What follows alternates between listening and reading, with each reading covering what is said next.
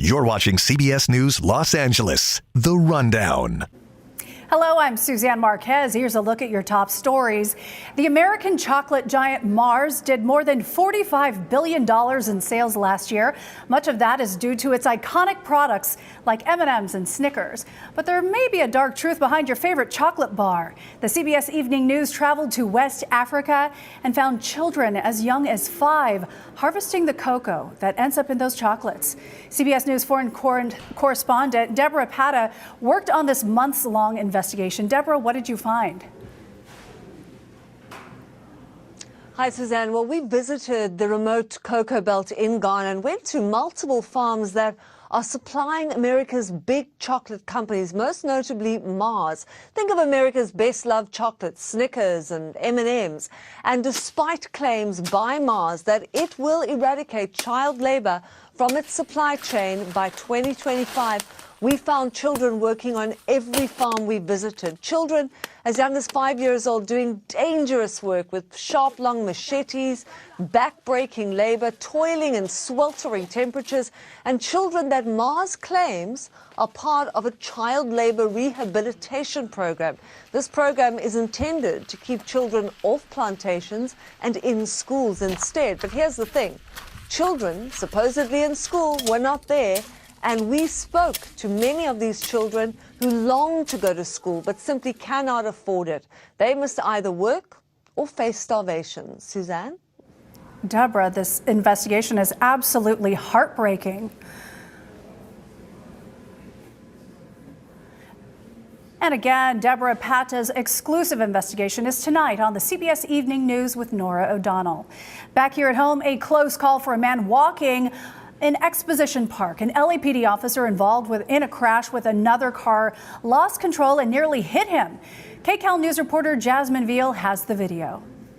I'm here in Exposition Park on Normandy and MLK Boulevard because this is where a man in his 40s had a freak accident last night. And luckily, he is okay. You see this wall that's boarded up here behind me at this burger restaurant. It was just after midnight, after 12:30, when he parked, walked up to order some food. And out of nowhere, in this security video from this restaurant, you see him turn around, start to look like he's in the defensive position to dodge something, and this LAPD patrol car careens out of control from the street and looks like it hits him, and he dodges and just jumps out of the way just in time. Again, he is okay, and the video is just crazy and incredible to watch. According to the LAPD, they say that they might have been in, they got a call for a reckless driver, but they were responding to something northbound on Normandy towards Jefferson when for some reason that patrol car, the officer lost control, sideswiped a parked vehicle, and then that's what you see happen next, almost hitting this man in his 40s who had just stopped to get some food.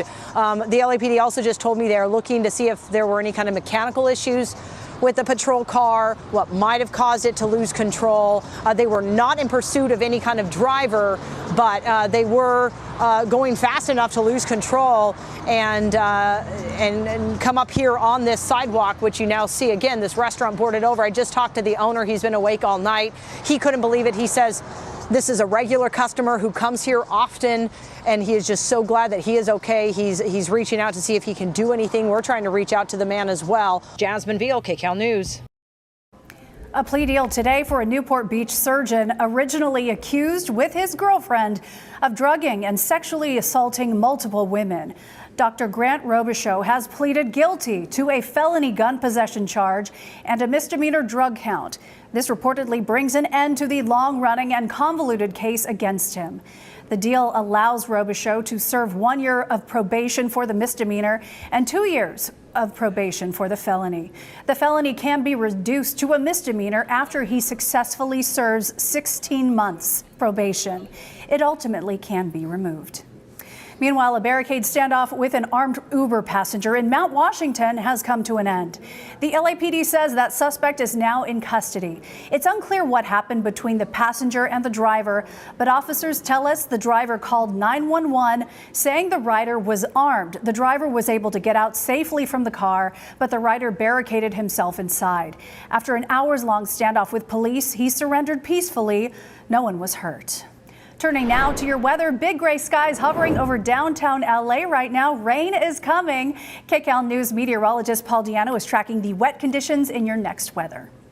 How you doing? Meteorologist Paul Diano with your forecast. Showers are out there, very few, but more than we've seen recently. It is markedly cooler. That's getting all of us today. It was cold this morning.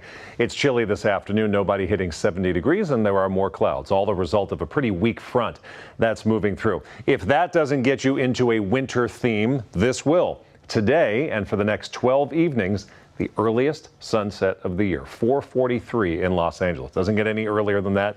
Doesn't need to. That's super early. By June of next year, it's back to 8:08. We have a storm system centered just west of San Francisco and Marin County. That's going to fire off these little impulses. I'll call them mini fronts. One came through this morning, had a couple showers. Here's the next one off the coast of San Luis Obispo. That will give us a few showers this evening, just some scattered showers at times, and that's it. But the atmosphere is cold. We will stay in the low to mid 60s throughout the day today. Downtown Los Angeles 65. Your extended forecast with a minimal shower chance continuing through the day tomorrow. Thursday's high 68. Sunshine is back on Friday. We're going to be 70 degrees again, but not until Sunday. So 4 chilly days.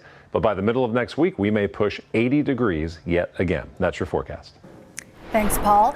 A large stretch of Laguna Beach has been shut down after nearly a 95,000-gallon sewage spill today. Swimmers and surfers are not allowed in the water from Laguna Avenue to Blue Lagoon. Sky Cow flew over the area a short while ago, and as you can see, no one is in the sand or in the water. Officials with the health department say the spill was caused by a break in a, quote, force main sewer line. We will continue to monitor this closure and bring you updates as they come. The search is on for the shooter who killed a man in San Dimas yesterday. The man's body was found in front of a home on Hobrook Drive near San Dimas Canyon Road. Officials say he died from a gunshot wound to the upper torso. No word yet on his identity or a motive for the shooting. This has been CBS News Los Angeles, The Rundown. Thank you for joining us. We will be live back here at 3 here on CBS News Los Angeles. I'm Suzanne Marquez.